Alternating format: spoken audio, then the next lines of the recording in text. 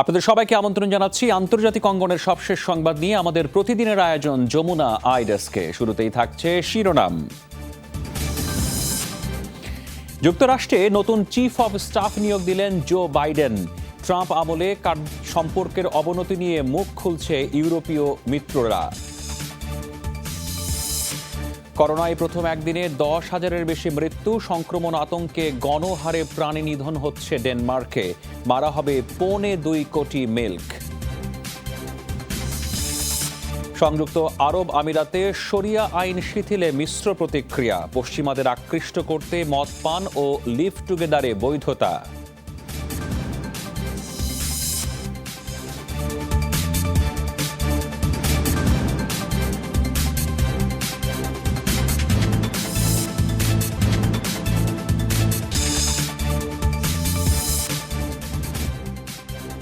এসব খবরের বিস্তারিত নিয়ে আপনাদের সাথে আছি আমি রাহাত মিনহাজ।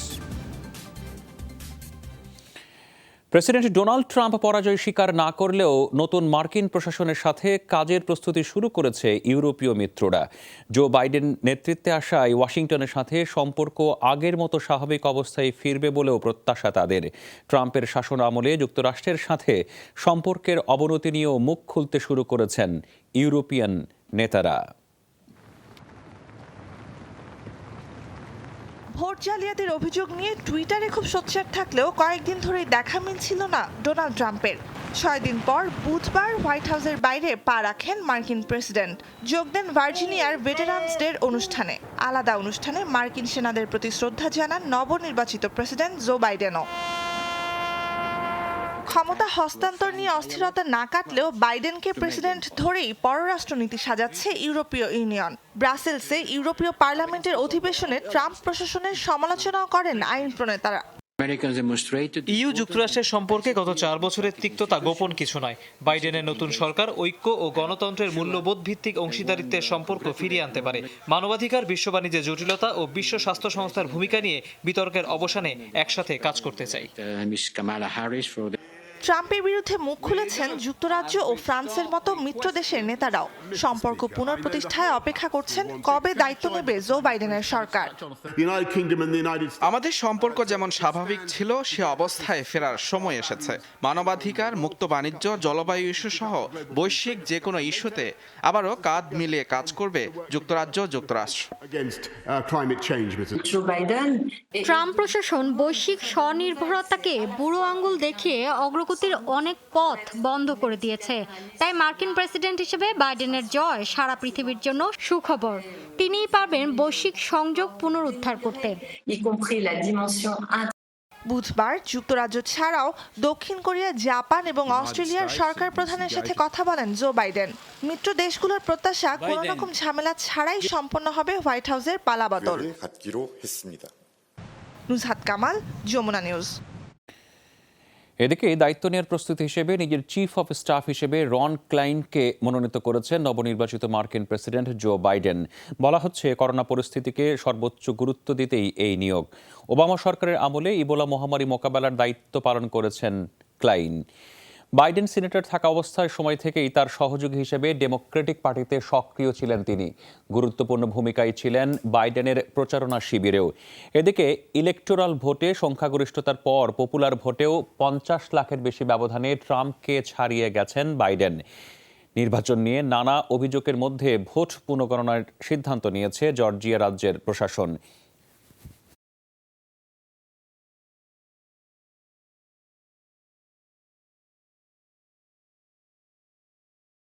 এদিকে হবু মার্কিন প্রেসিডেন্ট বাইডেনকে নিয়ে উন্মাদনা চলছে জাপানে। তার চেহারার আদলে তৈরি করা হচ্ছে মুখোশ।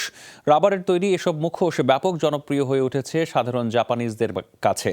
উদ্যোক্তারা জানিয়েছেন করোনা ভাইরাস প্রতিরোধের জন্য তৈরি করা হয়েছে এই সব মুখোশ।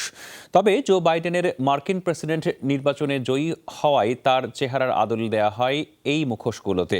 সাধারণ জাপানিজদের মাঝে সাড়া ফেলেছে এই বাইডেন মাস্ক। দাম রাখা হয়েছে $23। গেল 5 দিনে বিক্রি হয়েছে 1000-এর বেশি মুখোশ। করোনার সংক্রমণ শুরু হওয়ার পর এই প্রথম একদিনে 10,000-এর বেশি মানুষের মৃত্যু দেখল বিশ্ব। মহামারীতে মোট মৃত্যু ছাড়িয়েছে 12,89,000-এর ঘর। আক্রান্ত 5.25 কোটি মানুষ। এক সপ্তাহে চতুর্থবারের মতো 6 লাখের বেশি মানুষের দেহে শনাক্ত হয়েছে কোভিড-19। মৃত্যু ও সংক্রমণ দুই ক্ষেত্রেই এখন সবচেয়ে ভয়াবহ সময় পার করছে বিশ্ব। মহামারীর দ্বিতীয় ঢেউ সামাল দিতে হিমশিম খাচ্ছে বিভিন্ন দেশ। বুধবারও সর্বোচ্চ সংক্রমণ ও মৃত্যু দেখেছে যুক্তরাষ্ট্র। 1400-র মতো মৃত্যুতে দেশটিতে মোট প্রাণহানি 2,47,000-এর বেশি।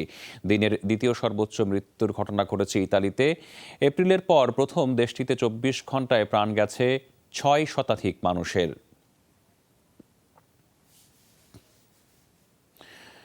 করোনা ভাইরাস আতঙ্কে মিঙ্ক নামের কোটি কোটি প্রাণী মেরে ফেলছে ডেনমার্ক।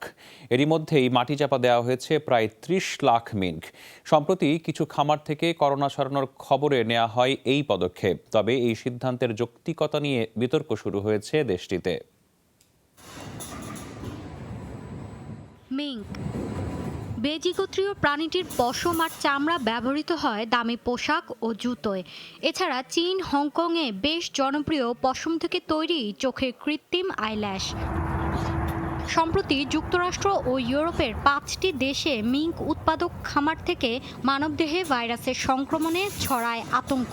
মিঙ্ক উৎপাদনের শীর্ষ দেশ ডেনমার্কে রয়েছে 1000-এর বেশি খামার। মহামারীর সেকেন্ড ওয়েভের মুখে তাই খামারের সব মিঙ্ক মেরে ফেলার সিদ্ধান্ত নিয়েছে ডেনমার্ক। বিশাল বিশাল গর্ত খুঁড়ে মাটি চাপা দেওয়া হচ্ছে প্রাণীগুলোকে। বৈশ্বিক মহামারী রুখতে তৎপর ডেনমার্ক। এ কারণেই 1,70,00,000 মিঙ্ক মারার মতো কঠোর পদক্ষেপ নিল সরকার। কেননা প্রাণীটির কারণে 2 শতাধিক খামার আক্রান্ত। বন্ধ থাকবে এই সংশ্লিষ্ট শিল্পের কার্যক্রম। ডেনমার্কে মিঙ্ক উৎপাদনের সাথে জড়িত শত কোটি ডলারের বাণিজ্য। হঠাৎ গণহারে প্রাণীগুলো নিধনের খবরে মাথায় বাজ পড়েছে ব্যবসায়ীদের। কেবল অসুস্থ প্রাণীগুলো নিধন করলে চলতো কিনা সে প্রশ্নে বিতর্ক ছড়িয়েছে দেশটিতে। কিছুই বলার নেই। প্রতিদিন চোখের সামনে এতগুলো প্রাণী মেরে ফেলা হচ্ছে। হাসি ঠাট্টার বিষয় নয়। খামারে করোনা ভাইরাসের অস্তিত্ব মেলেনি, কিন্তু বিস্তার ঠেকানোর জন্য সব পদক্ষেপ গ্রহণ করেছে সরকার। মিঙ্কগুলোকে মেরে মাটি চাপা দেওয়ার জন্য 10 দিন সময় পেয়েছি। করোনা সংক্রমণ ঠেকাতে মিঙ্ক নিধন নিয়ে যেমন বিতর্ক আছে, তেমনই বিতর্ক আছে বিলাসিতার জন্য প্রাণীটির বাণিজ্যিক উৎপাদন নিয়েও। প্রাণী সংরক্ষণ অধিকার সংগঠনগুলোর দাবি, খামারে মিঙ্কের উৎপাদনই নিষিদ্ধ করা উচিত। মৌলি ইসলাম, যমুনা নিউজ। ডিসেম্বরে যুক্তরাষ্ট্রে করোনার ভ্যাকসিন প্রয়োগ শুরু হতে পারে। মঙ্গলবার এই সম্ভাবনার কথা জানিয়েছেন দেশটির স্বাস্থ্যমন্ত্রী অ্যালেক্স আজার। তিনি বলেছেন, ট্রায়ালের সাফল্যের উপর নির্ভর করবে সিদ্ধান্তের বাস্তবায়ন। সোমবার মার্কিন ওষুধ নির্মাতা প্রতিষ্ঠান ফাইজার জানিয়েছে 90% সফল প্রমাণিত হয়েছে তাদের ভ্যাকসিন। শিগগিরই টিকাটির অনুমোদন দিতে পারে যুক্তরাষ্ট্রের খাদ্য ও ওষুধ নিয়ন্ত্রক প্রশাসন। ফাইজারের সাথে $195 কোটি চুক্তিও সই করেছে মার্কিন স্বাস্থ্য বিভাগ, যার আওতায় প্রতি মাসে 2 কোটি ডোজ করোনার প্রতিষেধক পাবে যুক্তরাষ্ট্র। এদিকে কোভিড-19-এর ভ্যাকসিন নিয়ে আরও বেশি গবেষণার তাগিদ দিয়েছে বিশ্ব স্বাস্থ্য সংস্থা।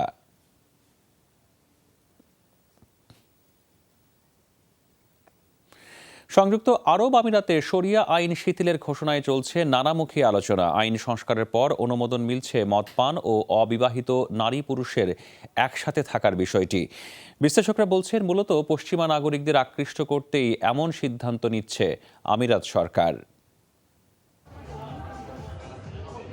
এতদিন মূলত শরিয়া আইনে পরিচালিত হতো সংযুক্ত আরব আমিরাত। রক্ষণশীল হিসেবে পরিচিত মধ্যপ্রাচ্যের দেশটিতে জীবনযাপনের ক্ষেত্রে ছিল নানান বিধিনিষেধ। অবিবাহিত নারী পুরুষ একত্রে থাকার অনুমতি ছিল না, লাইসেন্স ছাড়া মদ পান ছিল শাস্তিযোগ্য অপরাধ। তবে এ সপ্তাহে ফৌজদারি ও দেওয়ানি আইনে ব্যাপক পরিবর্তনের ঘোষণা দিয়েছে দেশটি।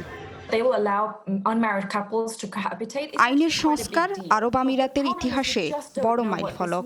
ভিন্ন মতে সহনশীলতা ও সাংস্কৃতিক বহুত্ববাদকে গ্রহণ করার সিদ্ধান্ত দেশটির নীতিগত ক্ষেত্রে পরিবর্তনের ইঙ্গিত, যদিও এখনো বেশ কিছু বিষয়ে সংশয় রয়েছে। আইন পরিবর্তনের ফলে সুযোগ থাকবে লিভ টুগেদারের। মদ পান বা আত্মহত্যার চেষ্টা অপরাধ হিসেবে গণ্য হবে না। 1 কোটি বাসিন্দার দেশ আরব আমিরাতে 90% মানুষই বিদেশি। বিশ্লেষকরা বলছেন, পশ্চিমাদের স্থায়ীভাবে বসবাসে উৎসাহিত করতেই শিথিল হয়েছে শরিয়া আইন। মূলত পশ্চিমা উচ্চবিত্তরাই এসব নীতিগত পরিবর্তনের সুযোগ পাবেন, কারণ বিনিয়োগের মূল উৎস তারাই। দক্ষিণ এশিয়া কিংবা আফ্রিকার যেসব নিম্নবিত্ত প্রবাসীরা আমিরাতে কাজ করেন, তারা এর সুযোগ কতটা পাবেন সন্দেহ আছে। কয়েক বছর ধরেই তেল নির্ভরতা কমিয়ে পর্যটন খাতে জোর দিয়ে আসছে আরব আমিরাত। সেপ্টেম্বর ইসরায়েলের সাথে সম্পর্ক স্বাভাবিক করার পর দেশটিতে বিনোদন জগতের তৎপরতাও বেড়েছে। মীর মুশফিক হাসান, যমুনা নিউজ। সৌদি আরবের ফরাসি কনসুলেটে বিস্ফোরকে আহত হয়েছেন কমপক্ষে ৩ জন। বুধবার প্রথম বিশ্বযুদ্ধে নিহতদের স্মরণে হচ্ছিল একটি অনুষ্ঠান। আহতদের একজন গ্রিক এখনও কেউ এই হামলার দায় স্বীকার করেনি। সাম্প্রতিক সময়ে সৌদিতে বিদেশিদের লক্ষ্য করে এটি দ্বিতীয় হামলার ঘটনা। হামলার পরই দেশটিতে অবস্থানরত ফরাসিদের সতর্ক থাকতে নির্দেশনা জারি করা হয় ফ্রান্সের তরফ থেকে। মহানবী হযরত মুহাম্মদ সাল্লাল্লাহু আলাইহি ওয়াসাল্লামের ব্যঙ্গচিত্র প্রকাশের পর থেকেই ফ্রান্সের বিরুদ্ধে মুসলিম বিশ্বে তৈরি হয়েছে ব্যাপক ক্ষোভ। নাগর্নো কারাবাখ অঞ্চলে শান্তি চুক্তি পর্যবেক্ষণে যৌথভাবে শান্তিরক্ষী মোতায়েন রাখবে রাশিয়া ও তুরস্ক। বুধবার দুই দেশের মধ্যে সমঝোতা স্মারক সই হয়েছে। সেই অনুসারে বিতর্কিত পার্বত্য অঞ্চলটিতে একটি যৌথ পর্যবেক্ষক কেন্দ্র স্থাপিত হবে। সেখান থেকে অস্ত্রবিরতি কার্যকর এবং স্থানীয়দের ফেরত আনার বিষয়গুলো বাস্তবায়িত হবে। আজারবাইজান আর্মেনিয়া শান্তি চুক্তির পরদিনই বিতর্কিত অঞ্চলে ২,০০০ শান্তিরক্ষী মোতায়েন করে রাশিয়া। তবে তুরস্ক কত সেনা পাঠাবে তা এখনও নিশ্চিত হয়নি। এদিকে শান্তি চুক্তির নামে আজারবাইজানের কাছে মাথা নত করায় উত্তাল আর্মেনিয়া। আত্মহত্যার প্ররোচনা মামলায় জামিন পেলেন আলোচিত ভারতীয় সাংবাদিক অর্ণব গোস্বামী। মুম্বাই উচ্চ আদালতে তার আবেদন খারিজের পর সুপ্রিম কোর্টে দ্বারস্থ হন তার আইনজীবীরা। বুধবার তাকে অন্তর্বর্তীকালীন জামিন দেন ২ বিচারকের বেঞ্চ। জামিন পেয়েই কর্মক্ষেত্রে ফেরেন রিপাবলিক চ্যানেলের কর্ণধার। ঘোষণা দেন সব ভাষায় চ্যানেলটি চালু করার। ২ বছর আগে নিজ স্টুডিওর স্থপতি আত্মহত্যার ঘটনায় ৪৭ বছর বয়সী এই সাংবাদিক গ্রেফতার হয়েছিলেন। আক্রমণাত্মক বাচনভঙ্গির কারণে সমালোচিত অর্ণব ক্ষমতাসীন বিজেপির বেশ ঘনিষ্ঠ। টিআরপি জালিয়াতির জেরে সম্প্রতি মুম্বাই পুলিশের সাথে দ্বন্দ্বে জড়ান তিনি। একযোগে পদত্যাগ করলেন হংকংয়ের গণতন্ত্রপন্থী ১৯ জন আইন প্রণেতা। জাতীয় নিরাপত্তার জন্য হুমকি আখ্যা দিয়ে ৪ এমপিকে অযোগ্য ঘোষণা করার প্রতিবাদেই এই সিদ্ধান্ত। বুধবার নতুন একটি আইন পাশ করে চীনের কংগ্রেস, যাতে চীনের সার্বভৌমত্ব অস্বীকারের অভিযোগ উঠলে আইন প্রণেতাদের বহিষ্কারের বিধান রাখা হয়। নতুন আইন অনুসারে আদালতের অনুমোদন ছাড়াই এমপিদের অযোগ্য ঘোষণা করার এখতিয়ার পাবে হংকং সরকার। গত জুনে বিতর্কিত নিরাপত্তা আইন কার্যকরের কারণে চীনের বিরুদ্ধে ব্যাপক বিক্ষোভ শুরু হয় হংকংয়ে।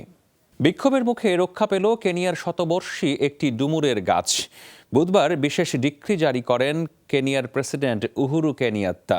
গাছটিকে কেনিয়ার সংস্কৃতি ও জীববৈচিত্র্যের প্রতীক হিসেবে অভিহিত করেছে সরকার। রাজধানী নাইরোবিতে এক্সপ্রেসওয়ে নির্মাণের জন্য গাছটি কাটার উদ্যোগ নেয় প্রশাসন। কিন্তু নৃতাত্ত্বিক জনগোষ্ঠীর কাছে পবিত্র এই গাছটি রক্ষার আন্দোলন শুরু হয়। প্রতিবাদে রাস্তায় নামেন পরিবেশবাদীরাও। নাইরোবিতে যানজট কমানোর লক্ষ্যে চীনা অর্থায়নে চলছে এক্সপ্রেসওয়ে তৈরির কাজ। সুইজারল্যান্ডের জেনেভায় এক টুকরো হীরা বিক্রি হলো ২২৫ কোটি টাকায়। বুধবার ১৪.৮ ক্যারেটের এই হীরার খণ্ডটি নিলামে তোলা হয়। সোথেইবি নিলাম ঘরে ডাকি শুরু হয়েছিল $১.৫ কোটি।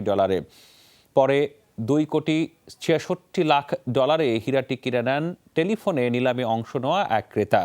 অবশ্য তার পরিচয় প্রকাশ করেনি কর্তৃপক্ষ। বলা হচ্ছে, বিক্রি হওয়া হীরাটি এ যাবৎকালের সবচেয়ে বড় পার্পল পিঙ্ক ডায়মন্ড। ৯৯% গোলাপি হীরার কারণেই ১০ ক্যারেটের কম হয় এর আকার। বিরল হীরাটি ২০১৭ সালে রাশিয়ার খনিতে পাওয়া যায়। পরে এটি রুশ বেলের নাম অনুসারে এর নাম রাখা হয় the spirit of the rose. ২০১৭ সালে হংকংয়ে সর্বোচ্চ ৬০০ কোটি টাকায় বিক্রি হয়েছিল ৫৯ ক্যারেটের একটি হীরা। এই ছিল আজকের যমুনা ডেস্কের আয়োজনে। এতক্ষণ সাথে থাকার জন্য ধন্যবাদ সবাইকে।